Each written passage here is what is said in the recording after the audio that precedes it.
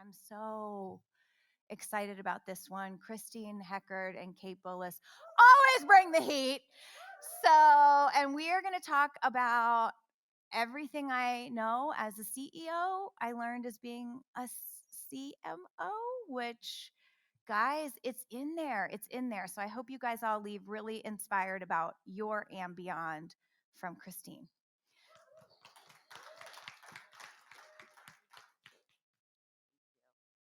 Am I on? Can you hear me? Oh, man. Okay. Hello. I think most of you know me. I am not a CMO. I'm an executive recruiter, and I specialize in working with CMOs, placing them. And I happen to believe very firmly that more CMOs should become CEOs. Specifically, chief market officers should become CEOs. This should be a thing. This should be typical and daily, and we are going to see to it that that happens. Uh, uh, but I have to say that stories like Christine Heckert's are the thing that we need to take with us and out into the world so that we can be specific around why this is. Why is it that this is not just possible, but expected? This should be an expected common occurrence from here on out. 4 years ago at this event, the very first one, Christine Heckert stood up in front of this group of women and said something really stunning. She was a multi-time CMO, and she said to this group of women, I want to be a CEO. I am saying this out loud. I am asking you for your help. She really put herself out there. And 5 months later, she was the CEO of Scalar. Less than 2.5 years after that, she successfully sold that company, made a lot of people a lot of money. And then within 2 months of that acquisition, the company that bought Scalar, Sentinel One, went public. So not bad for a first-time CEO. So this story must be told. You must walk away with the lessons of this. And you'll learn today, not only the lessons that Christine learned, you'll learn why she was the right CEO, right? She was a CMO and she was the right CEO. Why? You're going to learn that too. And we are all going to walk away from today carrying this story and telling it. We need to see more CMOs become CEOs. Christine? Thank you. Hello. So first of all, Tasha was amazing. I don't know if she's still here, but fantastic, girl. You rocked it. Love it. Last night, yes. Right? I loved last night. Love that we got to dance. Yes. And final shout out, I don't know if Claudia's in the room, but we think CMO is the hardest job in the world, and it is one of the hardest. But one of the harder jobs is to be an event manager. And this girl and her team so rock it. So thank you, Claudia. All right. Oh, I need a clicker. Do I have a clicker? Thank you. Okay, so to tell this story, I'm going to take you back to a Tuesday, I think, in the summer of 2018. And I got a call from my friend, who was also my boss, pop up to her office. And I did that, and I walked in to her office. And you know when you look at somebody and you're like,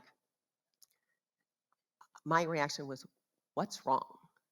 Like, she looked like she was ready to cry. And your mind goes to the worst place. Like, are you okay? Did something happen to your kids or your husband? Like, what's happening? My heart was sinking looking at her face.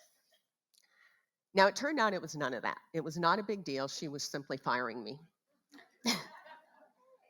And she was upset about it. I'll tell you how I felt about it. They had created this job for me and held it. They created it for me within days of my last company being announced that it was going to be bought. And they reached out and they said, don't go anywhere. We want you to come here. And I'm like, nah, I want to be a CEO. I'm tired of this CMO shit. Um, and they're like, no, really, you need to come here and we'll design a job for you. And they did. And then we were supposed to close that deal in 6 months. It took a year to get approval. They held that job for me. And I went into that job and I thought I was killing it. Like, we were making progress. It was a big job. I'm not great at the politics, and that was a little bit of a problem. But for the most part, we were doing a good job. And in bringing me in, it was kind of communicated, certainly to me and to many people, that I was the successor to this position. That's the only reason I took this job. Like, it wasn't a CMO job, and I wouldn't take a job that wasn't a CMO job, except this was the successor. And it kind of, from the outside in, certainly, it kind of felt like this. Yeah, so much for inspiring them with a sense of awe, because I was just like, yeah, I've arrived. But I felt inside? I felt so much relief. I was not having fun in that job. And I'm like, girl, it's fine. I walked downstairs. I told my assistant, I said, I just got fired. Let's go to my house and we're going to drink. And she's like, hallelujah. I walked home. My husband's like, it's noon. Why are you home? I said, I got fired. He's like, hallelujah. So we just had a big party. And I said, for 2 jobs in a row, I had wanted to be a CEO. And I had not had the courage to really do it. And it's because it's hard. I get CEO calls now that I don't want. But I wasn't getting CEO calls. What calls do we get? We get CMO calls. I didn't want CMO calls. So it was a marketing problem. Like, how do I get into the consideration set? Because what I wanted to be was this guy. I had worked for the first time CEO, who was making all these damn dumb decisions, right? And I was the idiot up on top there. And I'm like, okay, if there's going to be a first time CEO again making dumb decisions, it's going to be me. I want to be that guy. But I'd always been told that, I had been told 2 things for a long time. When I was about 47, I think, I met with a very big recruiter, not a Kate Bullis. He only wishes he could be a Kate Bullis. I met with this recruiter who specializes in CEOs. And he sat down with me for a while. He had a job that I wanted at the time. I thought it would be perfect for a lot of reasons. And he looked me in the eye. This is not a joke. And he said, Christine, you would make a fabulous CEO. In fact, if you were a man, you would have been a CEO 5 years ago. And he was sincere. But you're not a man. And you will probably never be a CEO. So there's a lot of great CMO jobs. Focus on what you're really good at. It was like, fuck you and the horse you rode in on. Like, I was pissed. And that ass never put me in a consideration set ever. He didn't have the guts. Now, this was pre-Me Too, and frankly, there wasn't a lot of female CEOs. But, but at the same time, it's like, shit, this is the way the system works. And, I want to be this guy. And everybody had told me, all right, if you're going to be at the startup as the CEO, first of all, it's going to have to be a startup because it's not going to be a public company that hires you for the first time. That's fair. I get that. But then it's like, you're going to have to take something that's really broken and you're going to have to turn it around. It's going to be shit. And you're going to have to make it good. And then maybe if you do that, you'll get another chance. And so that was what I was told. Because I was at Cisco, I got a great job opportunity, and we'll go into that. But this company was on fire. They were growing fast. They had low double-digit revenues. They had lots of cash in the bank, which meant lots of runway. It was fantastic. Like it was everything. And all they needed, it was great engineering team, it was great product. All they needed was sales and marketing fuel. And I got the job. And then 2 weeks after I joined, our largest customer quit on us. They loved us, by the way. I interviewed them. They loved us. It was something else entirely, out of my control, out of our decision makers' control, but we were out. And our second biggest customer was going through some budget things. And even though they're still a customer today, they exercised a 20% clause of contraction in their SaaS contract. And by my third week in, our revenue had fallen by more than half, which means our runway had gone from years to less than 2, because we'd also signed a contract for some much higher rent right as I was walking in the door. So that didn't feel great, but it's all right. I took a page out of this chief market officer book and just started to assess the market, right? What are the brutal truths?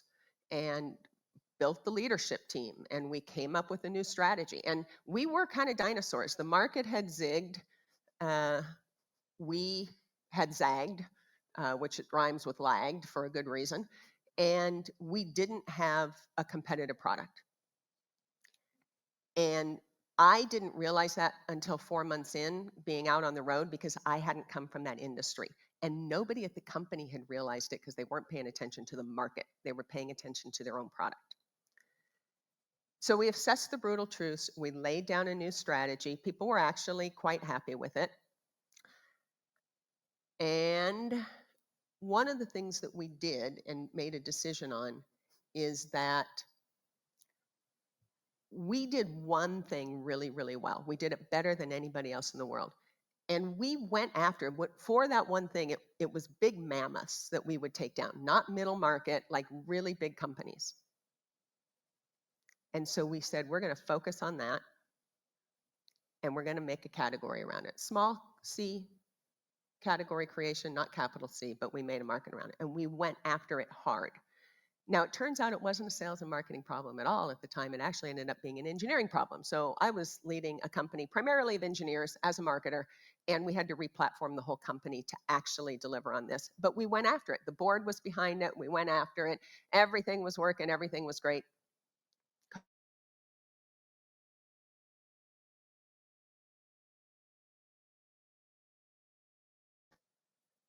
So I immediately laid off 20%. Did it in a good way. Actually, new contracts came out of the people that we laid off. But I started planning for the worst, because I was the CEO and I had to have a plan that says, okay, we were a quarter into COVID after the layoff, blah, blah. We went almost 3/4 with no material net new revenue, because we had a lot of business in Asia, and we started seeing the COVID impacts in our Asia business in January. So every day I was waking up to the worst.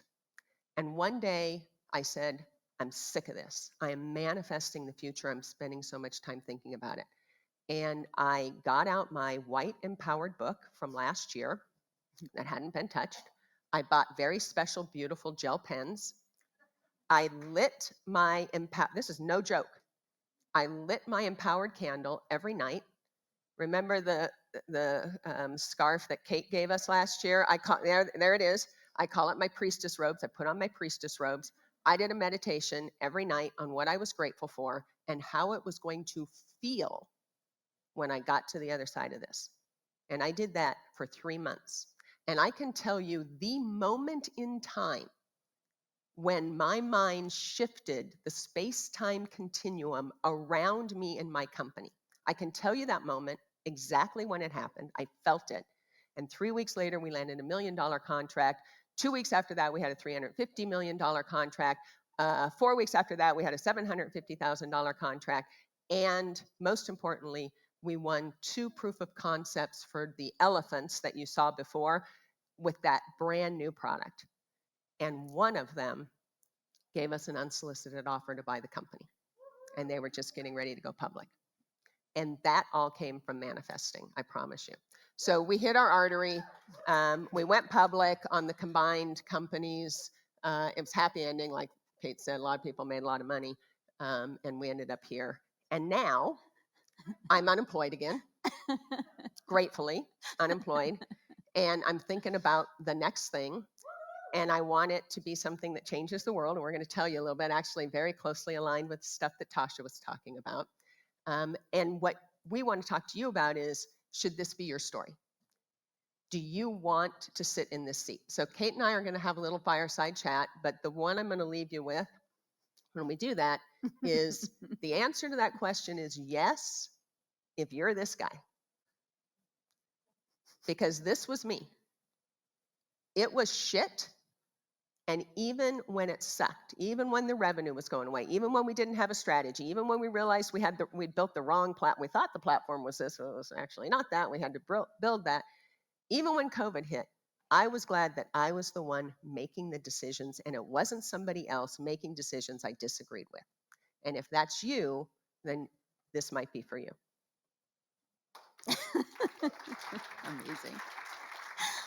All right. So first things first. Yes. How does one go from fired CMO to hired CEO? How did you get into the consideration set? Tell us the story of how you got the CEO job, and whether or not being a market officer was an asset in that consideration or a detriment. Well, being it's not a well-worn path, and we're here to make it one, right? If you are truly a chief market officer, and a lot of you are, like I know a lot of you personally, I've seen a lot of you in action on this stage. A lot of you are true chief market officers. You probably do belong in the C-suite, and you'd be fantastic. Some of you are not. Some of you on the phone are not. You're ING officers. If you're an ING officer, that's fine too, but go report to sales. Do a great job. Like, no matter what your job is, do a great job at it. But, you don't belong in the probably C-suite, let alone CEO job. You're an ING officer. Go do that well. But if you're a CMO, you are absolutely equipped, promise you. And it's really hard because people don't believe you are. And they're going to tell you you're not. Now, the honest to God sad truth is the reason I got the job was because I had worked most recently for Cisco. That's why. Did I learn anything at Cisco? No, I did not. Did I get any new skills? Nope. Did I learn anything other than bad habits? Probably not. But I had the brand. Now, I had worked at Microsoft. I had been a GM at Microsoft. That didn't matter. You're only as good as your last title and company brand. And that sucks, but often true. Because of Cisco, I got in the consideration set, and one of my team, as I was leaving, was not super happy about the situation. But I said, listen, I'm going to go be a CEO. This is a gift. There is not a day. I was ousted by a guy who wanted my organization, who was in another part of the company. It was just politics. It wasn't against me. He wanted something. There is not a day that goes by that I do not give thanks and gratitude that he is such a colossal ass. I love him. And if I see him, I'll give him a big ass hug because I'm here because he's an idiot. And he's not even there anymore. He left. Thank God. Like, I needed him. He was my angel. Things happen for us, not to us. Yeah, but just like the last session. Right. That conversation about the supernova, I was thinking of. Right. 100%. Loved that. One of my direct reports, I told my direct reports, I want to go be a CEO. And they're like, yeah, you should. And one of them recommended me for the job. And because of that, I got the job. Now, I went up against another guy, and that's a different story, but You were not among several CMO candidates that were being no, considered for that CEO position. no. I was the only CMO. Mm-hmm. And but they did get it down to the last two. I came in kind of late in the process, which was a little bit of a disadvantage in some ways, but they knew what they didn't want, so that was good. But it was down to two, and they asked me to come in and give a presentation to the lead investor and the CEO and a couple of others, and they wanted me to come in and tell them what my plan was, my strategy, and what I was going to do with the company. I'm like I've known you for 5 minutes. Like, I don't know. And anybody who comes in and pretends like they do, I wouldn't want them as my CEO, frankly. So I came in with cartoons. My first one was Boneless Chicken Ranch, if you know that. Like, we're all Far Side cartoons. And I just said, I'm not a boneless chicken. I have the courage to do the right thing. I'm going to listen. I went through like 10 different cartoons. I told them how I would approach the job, but I didn't give them a plan. So it's a good segue into what are some of the hard skills that easily come to mind when you think about why you were a successful CEO, the hard skills that came from being a market officer first. What 3 things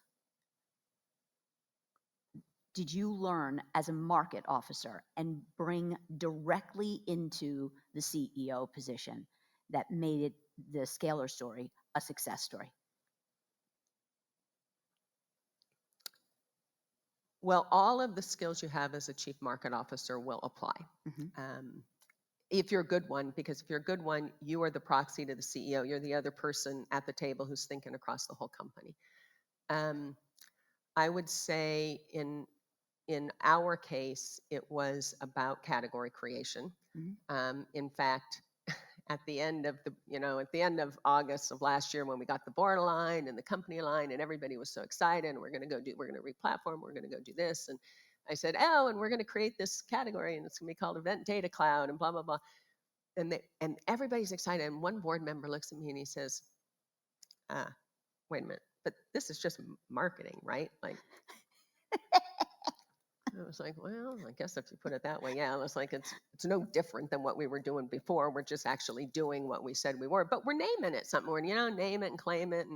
And he's like, yeah, but it's just marketing, right? Well, it was that category creation that got the breakthrough, that got us the 2 big wins and ultimately the offer. So that was a big one. Remember all the women you saw up here on this stage yesterday? Think about how they came across to you, how they led. Like, CMOs learn to be introspective. They learn to listen. They learn to align. They learn to be self-aware.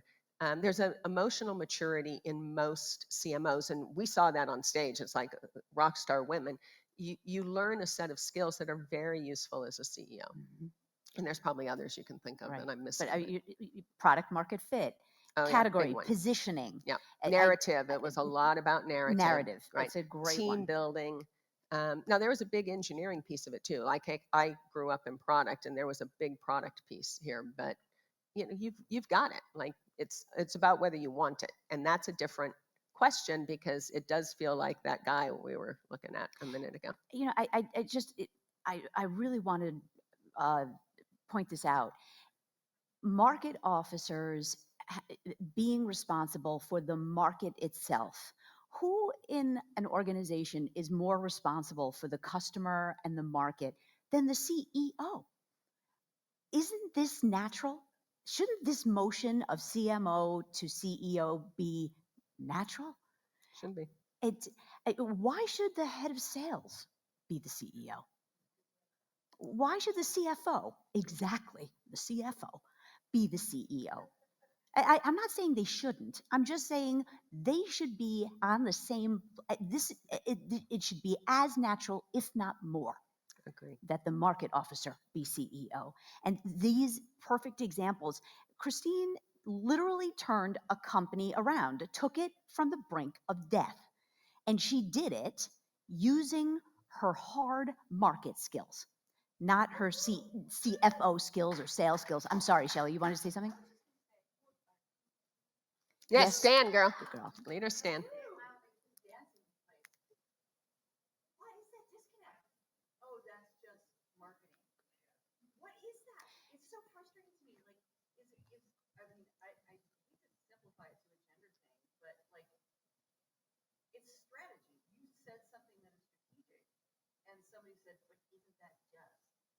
If Christine had, I'm sorry.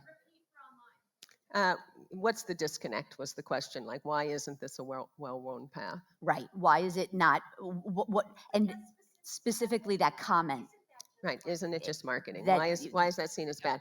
All right, I'll do it over. Hello. So the question was that's so frustrating to hear that thing that we've all heard so many times. Isn't that just marketing? Right. Um, I think it's it's on us. strategy. Where's the disconnect? Right. So I honestly think the problem's in the room, the solution's in the room. This is a marketing problem. If we, so go back 2001, we were all VPs of marketing. We were all VPs of marketing. And a handful of us got together and said, we're sick of this shit. We want to be a C too. So we became CMOs. And within 5 years, there were 3,500 of us in the world. It was a marketing problem, and we solved it. Now, 4 years ago, we said, this ing thing ain't working for us. Like, we're getting pigeonholed as this support system, and too many CMOs are not good CMOs, and they're ruining it for the ones who are, because they're just focused on activity and tactics and like go support sales. Fine, do it well, but don't be a CMO. And so we said we're going to redefine the category. Well, now we got another problem, which is we need to market the idea that CMOs, true chief market officers, belong in the C-suite. And we're going to, if we want to, we got to tackle that problem. And, we got Kate on board to do that. And there's no bigger champion than Kate and SIBA International to help us on that journey. But thank you. Yes, please. Hi, I'm Lisa Sharapata. And so my question is, I'm starting to see this happen more and more. Like Jeff Perkins just moved from CMO to CEO. Tim Kopp was CMO, he's CEO.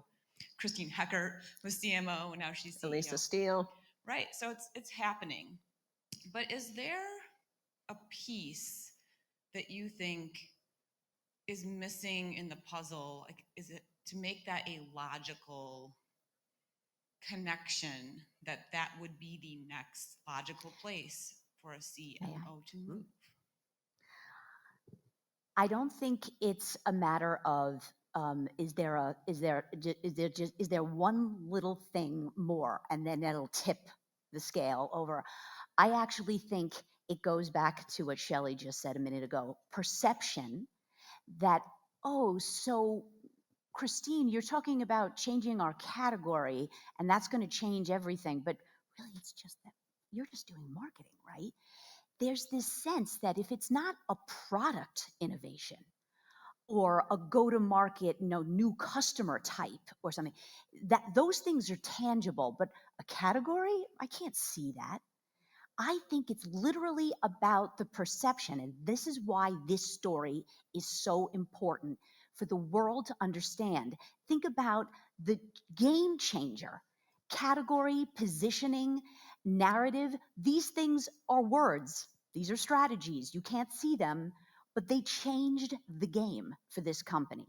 So we have to change this perception that marketing is really just the stuff that goes with product and sales. And that marketing is lying. Yes. So I'm a huge believer. Like, I don't like a lot of advertising, and we've created our own problem because marketing sounds like lying, because companies say things about their companies and their product that are not true. And if you do that, stop it. Because if there isn't something good that is true that you can say, then don't be advertising. Like, find something that's true. And so when people say, oh, it's marketing, a lot of times what they're really saying is it's lying. And so then there's this negative connotation around us and what we do. And right? So we got to be careful. We have to be good at our jobs first and foremost. And getting the ing officers out of the C-suite is going to help. Because if there's a bunch of ing officers and they're talking about their funnel and their QR shit and their leads, and everybody's like, what are you talking? Like, get in there, talk about strategy and market and revenue and right, all the stuff we talked about yesterday. We'll help our own cause if we do that. That's right. Go ahead, Besu. And success begets success. So there's many examples now. I'll be the first to say Microsoft is a great example where marketing is responsible for the business, full stop. It's not sales, it's not product, it's called a DRI role. And I think that's a great example. And if we can use those examples to change perception and say the market person, the marketing person, is the market person. Satya looks to his marketing teams for driving the business, for driving the strategy, for driving the revenue.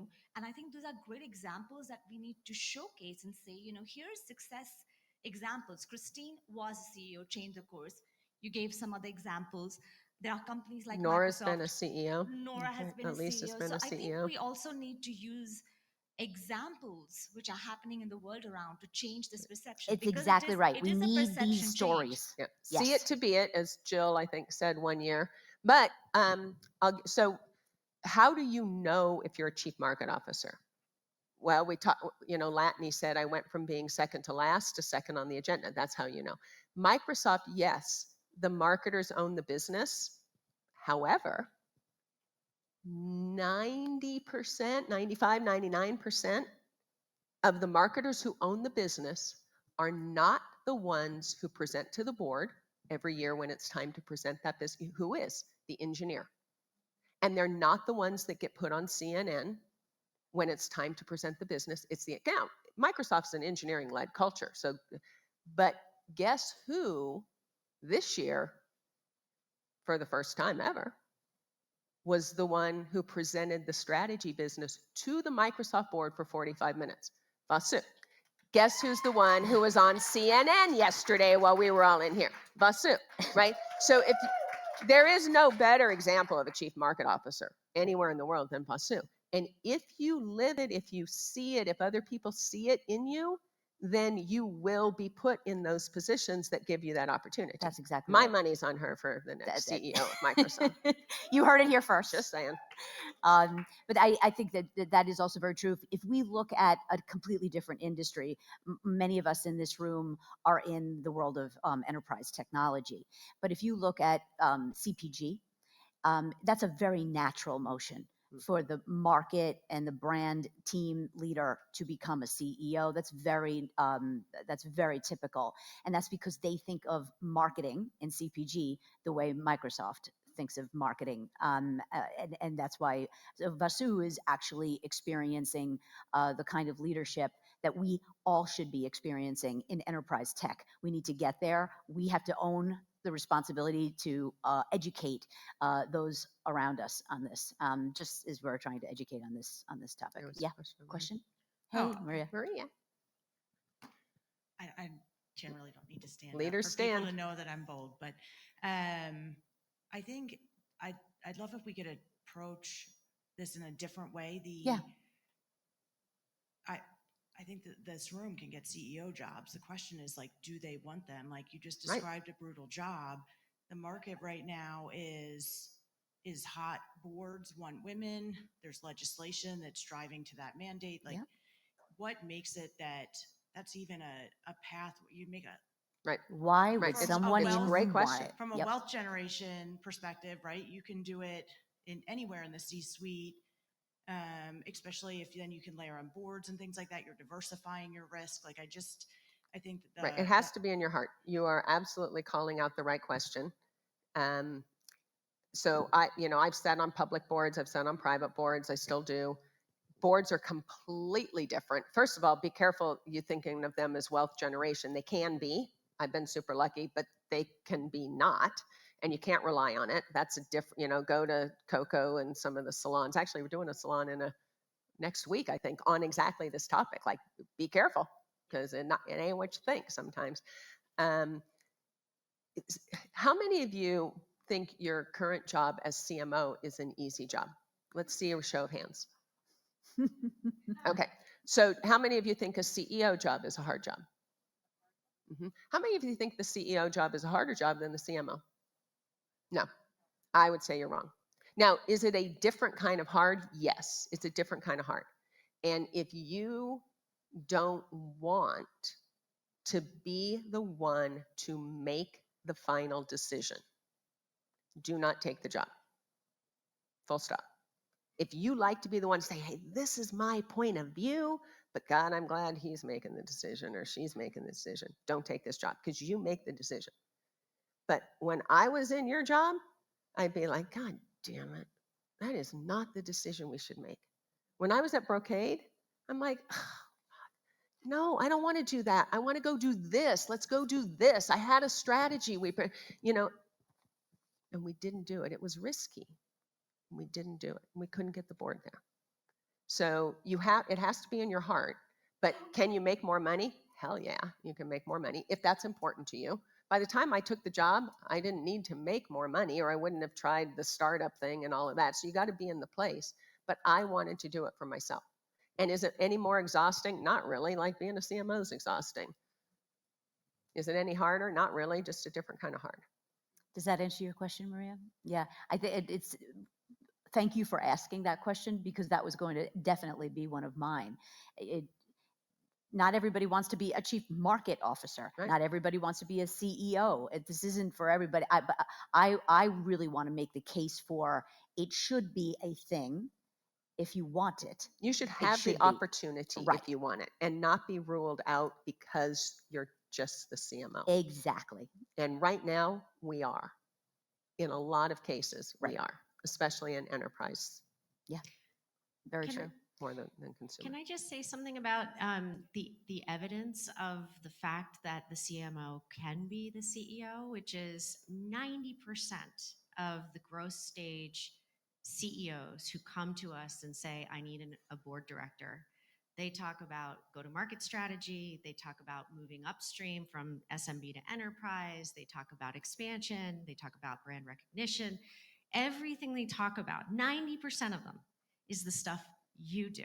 Right. There's a case to be made. You have the skills. This is our whole point is if you want this, let's help you get it, because you'll probably be really good at it. And if you're not going to be any worse than the guy that would have taken it either. And you know what kept me going? Like the summer of 2020 was freaking hard for me. It was hard. And I laid in bed at night, trying to manifest a different future, but also thinking I had kind of two separate thoughts that were always I'm a ruminator, like I'm constantly thinking. And I would lay in bed at night and I would think, God, can I do this? Like, I didn't expect it to be this hard. But I would think, but if there was some guy that had this job, would he be any better? Does he have any better? Like, is there anything I'm not doing? No.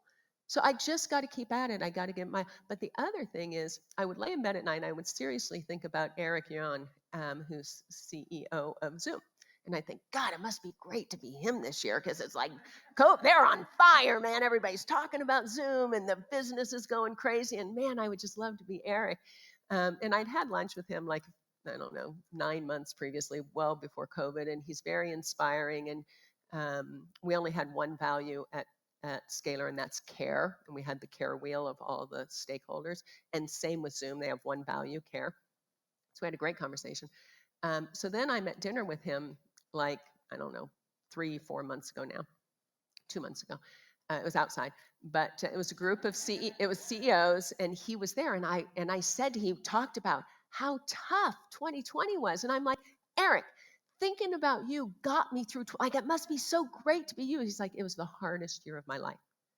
I've never lost so much sleep. I've never been, and I'm like, fuck. So basically this job never gets good. Like, it doesn't matter. My friend Frank, Denise's boss, Snowflake, like the biggest rocket ship. And I was with him, I don't know, probably 4 or 5 months ago now, well after the IPO. And I'm like, dude, you should be on top. And he looks exhausted, and he is, because it's hard. Doesn't matter how good it is, you still have problems, but you got problems too. So it's like, just what scale of problems do you want to have, and what resource do you want at your disposal to solve those problems? Mm-hmm. Mm-hmm. Should we go to the last? Can I ask a question? Sorry. Yeah. We talk about the skills that CMOs bring to the table. What are skills that we need to work on to get to that, so that we can actually manifest it in the way that we need to do it? So things like fundraising and legals and smart question. So the one thing I would say is, there's no CEO that has every skill, right? Your skill has to be knowing what your skills aren't and hiring people who have them and listening to them. Like, that's the skill to listen is a really important skill. But if you have controlled P&L, Or, and I heard a lot of you say it yesterday, if you're responsible for driving revenue, that is going to help you enormously. It will. But I have to say, that's not why I got this job. And I'd run P&L before and blah, blah, blah, but You're convinced that the reason why you got the scalar job was because you had Cisco on your resume. 100%. And I had worked at Microsoft for 5 years. I worked at Cisco for 7 months. Like, if you blinked, you missed me. And but I had worked at Microsoft 2 jobs before, and then I'd gone to NetApp, and then I'd been a CL. I'd been a president. I had started and built a company. I'd been a president. I'd been a COO. I'd been a general manager. But in between, I'd been a CMO. And you're only as good as your last brand. That's depressing. It can be. We're gonna, Go, girl. but I think the reality is all of That's your my background. story. That may not be your Right. story. I'm not trying to discourage you. That was my story. Right. But I think it's important that you, all of the things that you had done up until that moment truly made you completely capable of the CEO position. What got you in the door might have been Cisco. What made you capable was what everything got me in the else. consideration set. Right. And this is a marketing problem. You got to get yourself in the consideration set. Just go tell everybody that you know that you want to be a CEO, and that will help. Like, literally, it's a marketing problem. And then we have to change perception of the people making the decisions. And you have to have Pete Steinley, who at the time I think was at Kindred or Diversa. Sorry, Pete, I don't remember. He's at a different company now. He is the one with the courage to put me in there late as a female. And he said, I heard such great things about you from somebody I trust. He liked the interview. He put me in. And if it wasn't for Pete, I wouldn't have even, I mean, like, the recruiters have a lot of power. Like my asshole friend, who said, yeah. We do have one topic we have to get to at the very end. Okay, just really quick, I want to say, how many of you are getting inbound all the time for CMO jobs? Of course, you get CMO calls. I don't want to take those calls because I'm not looking for a job. When they call, you pick up and you say, hey, I want to be a CEO. That's a great, so I'll repeat it. But everybody in this room does that. I get CEO calls. I'm in the fan who I really wanted to. That was another question. But I want to push back that CMOs can't get CEO calls. Because you just tell me you want to be a CEO. And then they will start calling you for CEO jobs. Right. So the point is, and I agree, and I had exactly done the same thing for years and years. They would call me for CMO jobs, and I'd say, that's great, but I really want to be a CEO. But the thing is the people who get CMO positions to recruit for are often not the people who get hired to hire CEOs. Right. So there's, again, this is all marketing and perception problem. Right. But you can help yourself. Like, I'm a big believer that we have the control. If you want to fix this problem for yourself, for the community, we can fix it. You can fix it. We do have, that's one of the reasons why I want to make sure that everyone in this room knows this kind of story. This is a grassroots, right? We have to go out as CMOs and educate our CEOs and boards so that we can begin to tell the story and change the mindset. And then people like me will come in from the top and we'll meet in the middle. I'll be the one talking to all of my CEO and board clients about why are you not looking at CMOs as your next CEO?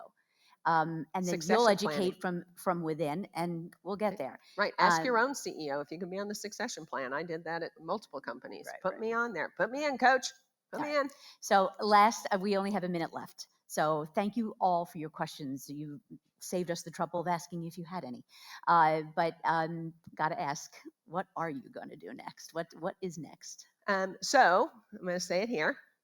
I can't tell you a lot, but at 2:30 in the morning, when I was in one of my rumination phases in Priestess robe? February, we'd sold the company. I wasn't completely ousted yet. I thank that guy every day that ousted me. That I thank him. I'm so incredibly grateful. I was churning, and at 2:30 in the morning, I got up and I went to my little Empowered book, and I wrote down, start something that changes everything, and I put an idea down. And probably it would have stopped there, except I made the mistake of telling some of my dearest friends about the idea in Hawaii with their husbands. And they were like, we got to do this. We got to do this. Let's start a call every Tuesday. And I'm like, hell no, I just retired. Like, no, we can't start a call every Tuesday. Like, I'm going to start this next year. They're like, no, No, you're not. no, the world is in pain. We're starting now. So loosely, this will be hopefully the biggest company in the world. The world's in a lot of pain, and we want a company that can change the world, rewire it, and make it measurably happier and more unified. To take the stuff, all the self-awareness stuff that Tasha talked about, appify it. Take Brene Brown's stuff, appify it. Help people become the best version of themselves, one human at a time. But in doing that, in Be a Better Me, we can make a better world and take people out of doom loops and into virtuous cycles. And we've got a very unique way, we think, of doing this. We've hired game developers. We're putting it on Unity. We're not doing a traditional app, so it'll sit at the intersection of a game and an app. And we raised an angel round already. We're getting ready to go out for a pretty big seed. And this is neither B2B nor B2C. It is B2H. And it will be designed for leaders to help you align your teams and ensure that you're getting the best out of yourself and everybody on your team and they're engaged. But it'll, same thing with your role as mother and helping you get, your family on the same page, your friend or community. So maybe at the right time, if a couple of you are interested in seeing it, being a beta, giving us some feedback, we would love to include you because we do literally want to change the world. And we want this to be the first app ever to win the Nobel Peace Prize for uniting humanity.